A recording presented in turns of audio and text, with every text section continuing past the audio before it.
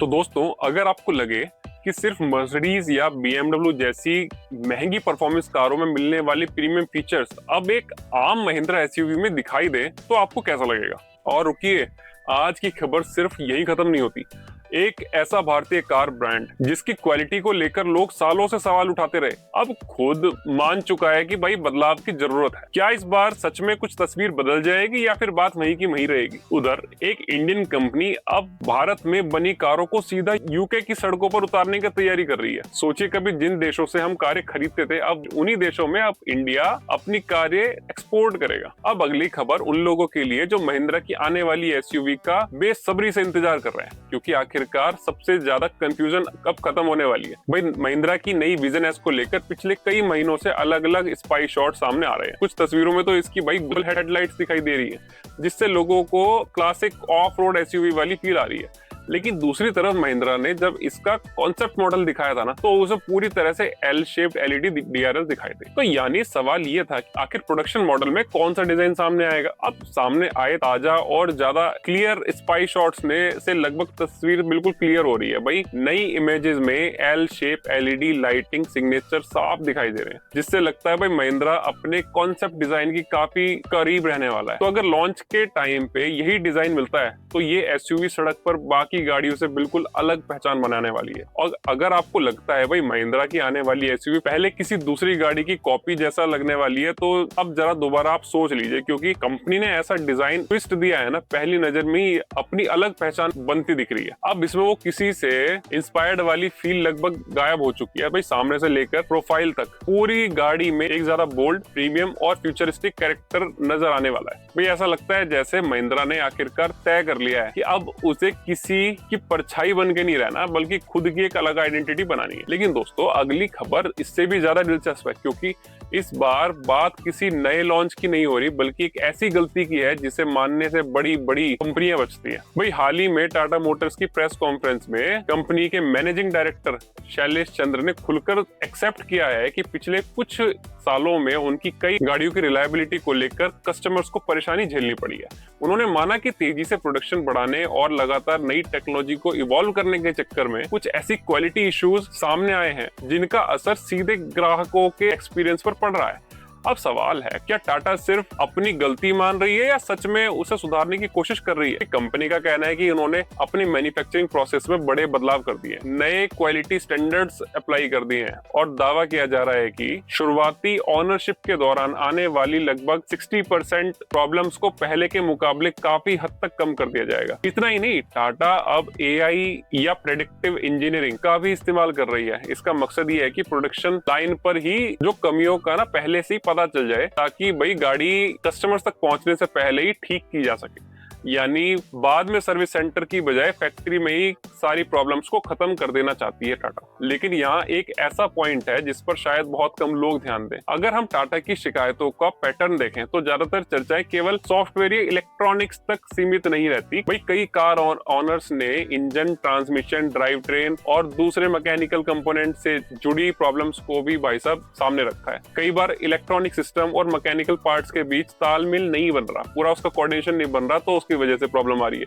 तो यही वजह है कि केवल AI से सॉफ्टवेयर लेवल की गड़बड़ियां तो आप पकड़ सकते हो, लेकिन अगर आपको असली चैलेंज आपको मैकेनिकल इंजीनियरिंग में है या पार्ट्स की क्वालिटी में है या उसके असेंबली प्रोसेस में है, तो उसके लिए आप क्या करने वाले हो? क्योंकि वो तो आपका AI से या फिर आपके सॉफ्टवेयर से सही नहीं होने वाली। तो अब देखने वाली बात यही होगी कि टाटा मोटर्स के ये नए क्वालिटी स्टैंडर्ड्स या क्वालिटी पैरामीटर्स और AI डिपेंडेंट सिस्टम सिर्फ प्रेजेंटेशन देने के लिए थे, या फिर वाकई में आगे आने वाले महीनों में कुछ आपको नया एक्सपीरियंस होने वाला है टाटा की क्वालिटी में। क्योंकि आखिरकार किसी भी कार कंपनी की सबसे बड़ी मार्केटिंग उसकी एडवर्टीजमेंट फिल्म नहीं, बल्कि उसके अपने कस्टमर्स होते हैं, जो दूसरे कस्टमर्स को भी ये कॉन्फिडेंस देते हैं कि भाई आप इस कंपनी की कार खरीदो। सोचिए, अगर किसी कार में दुनिया का सबसे एडवांस AI लगा दिया जाए, लेकिन उसके गियर बॉक्स की हालत खराब है, तो क्या वो AI आपकी गाड़ी को भरोसेमंद बना पाएगा? बिल्कुल नहीं। यही सबसे बड़ी गलती ऑटो कंपनियां कर रही है। भाई देखो, टेक्नोलॉजी शानदार चीज है, AI कनेक्टेड फीचर्स, बड़े बड़े टच स्क्रीन और स्मार्ट सॉफ्टवेयर, ये सब सुनने में बहुत ना अट्रैक्टिव लगते हैं, लेकिन एक कार की असली पहचान उसके मैकेनिकल DNA में होती है।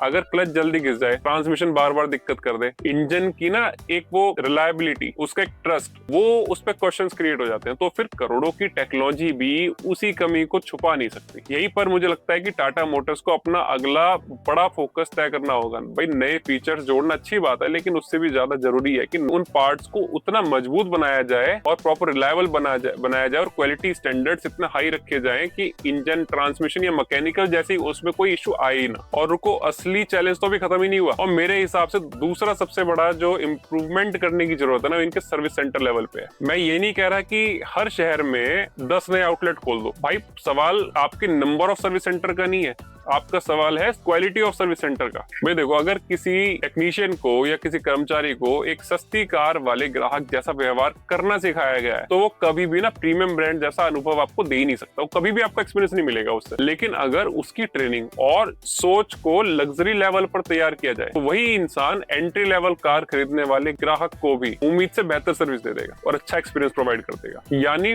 फर्क बिल्डिंग का नहीं है, माइंडसेट का है। सच कहूं तो यही फिनोमिना, यही एक सोच किसी भी सफल ब्रांड की असली नींव होती है। तो उसके स्टैंडर्ड्स ना बहुत ऊंचे होते हैं, तब हर प्रोडक्ट और उसका हर कस्टमर अपने एक्सपीरियंस को बेस्ट समझता है, क्योंकि उसको बहुत अच्छा एक्सपीरियंस मिला होता है। लेकिन हम बात करते हैं एक ऐसी लॉन्च की जिसका इंतजार ऑफ रोडिंग लवर्स काफी टाइम से कर रहे थे। हालांकि इसकी कीमत सुनकर शायद उनका जो एंथुजियाज्म है वो थोड़ा सा कम हो जाएगा। भाई टोयोटा अपनी नई जनरेशन हाइलक्स को इंडिया में लॉन्च करने की तैयारी कर चुकी है, बल्कि तैयारी क्या कर चुकी है, लॉन्च कर चुकी है। भाई इसका फॉर्मल शूट जो था वो भी सामने आ गया है, जिसके साथ इंडिकेशन है कि भाई साहब कार में दम तो है। अगर आप उम्मीद कर रहे हैं कि इसमें बिल्कुल नया इंजन मिलने वाला है, तो यहाँ थोड़ा सा आप सरप्राइज हो जाओगे, क्योंकि नई हाइलक्स में लगभग वही 2.8 लीटर का 48 volt mild hybrid diesel engine आपको मिलेगा, जो करीब 200 हॉर्स पावर के आसपास की पावर देगा। यानी 200 घोड़े बंधे हुए हैं भाई साहब इसमें झोटते हुए। यानी परफॉर्मेंस में कोई बड़ा धमाका तो है नहीं, लेकिन जहां सबसे बड़ा बदलाव देखने के लिए मिलेगा वो है इसकी डिजाइन, केबिन और प्रीमियम फील।